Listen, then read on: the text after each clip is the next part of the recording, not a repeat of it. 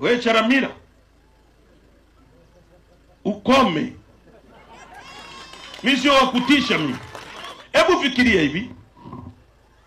Mkuu wa mkoa wa Dar es Salaam,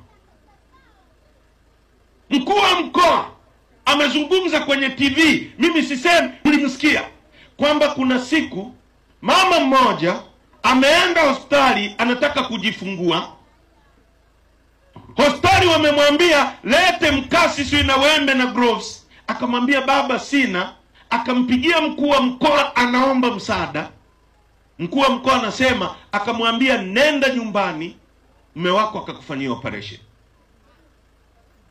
Nasema mimi, hamkumsikia kwamba mimba imemfika mama wa Kitanzania, anataka kukileta kiumbe duniani, ni swala la kufa na kupona.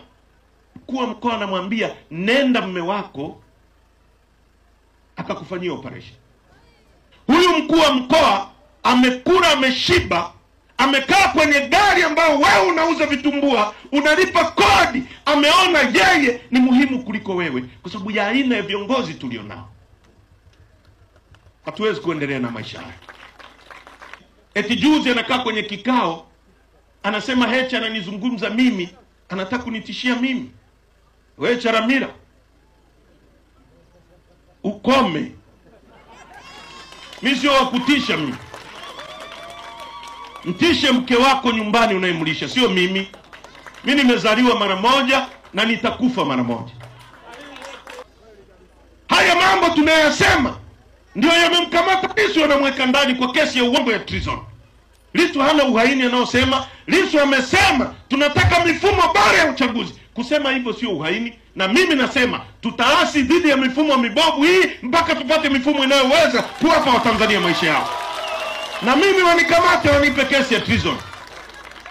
Hatutatishwa katika nchi hii. Hii ni nchi yetu sote, sio nchi ya kikundi cha watu.